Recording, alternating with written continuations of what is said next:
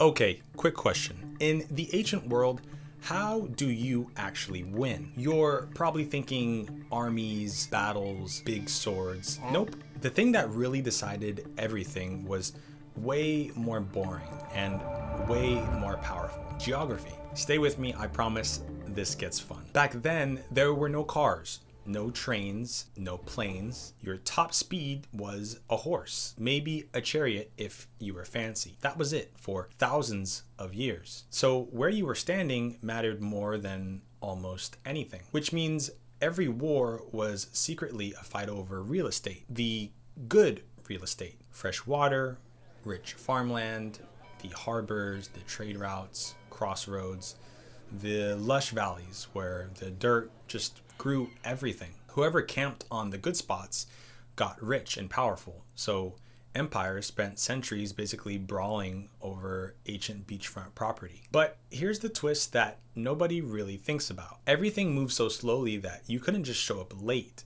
and grab a good spot. You had to already be there, because if you're marching 3 weeks to take the prize, the guy who already lives there, well, he's got walls, water, snacks, and a very smug look. Showing up first was basically half the war. So picture every big empire elbowing each other for the richest, flattest land on the map. Now look up, way up in the mountains on the rocky, useless leftover ground nobody powerful even wanted. There lived a people everybody just ignored.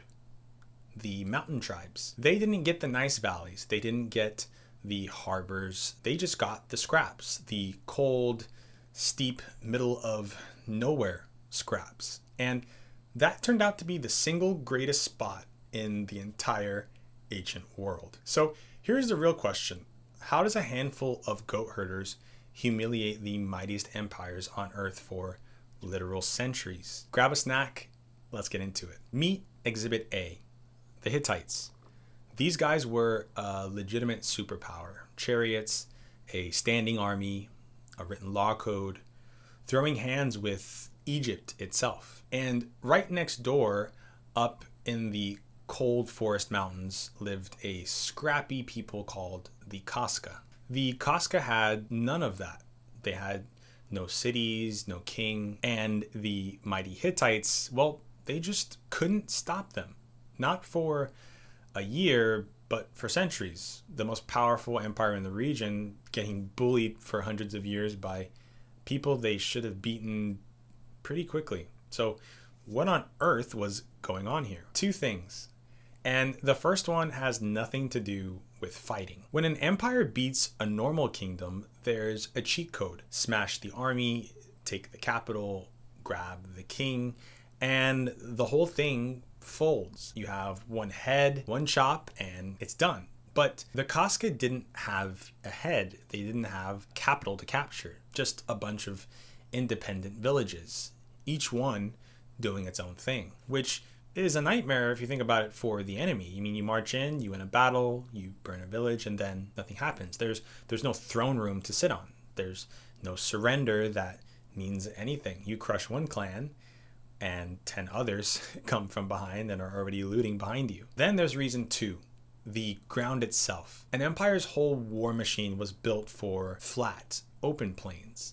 The chariot, their tank, completely useless on a goat path. Cavalry can't charge a cliff, and your shield wall means nothing when a guy up top is just rolling boulders on your head. Worse still, mountains squeeze these huge armies into skinny little passageways, so your giant force becomes pointless because only a certain amount of soldiers can get through at any time. And the few defenders who are waiting on the other side, well, they know this pass like the back of their hand, and just a few of them can hold off hundreds, maybe thousands. The mountains aren't just their home. It was a free fortress that came pre-installed. Okay, but here's the real head scratcher. How do you even survive up there? Bad soil, brutal cold, and a giant angry empire parked right below you.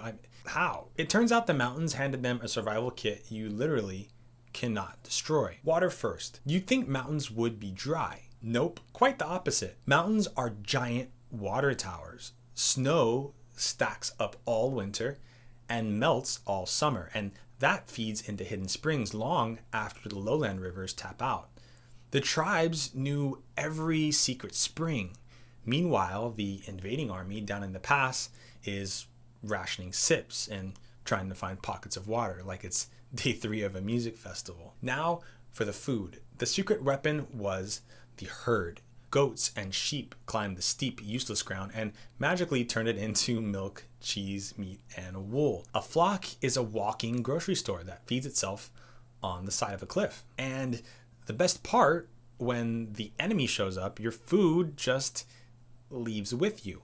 You walk the herd higher up the mountain. And this is the part that absolutely broke the empires, because an empire had 2 ways to win. 1, beat you in battle. We covered that. Good luck.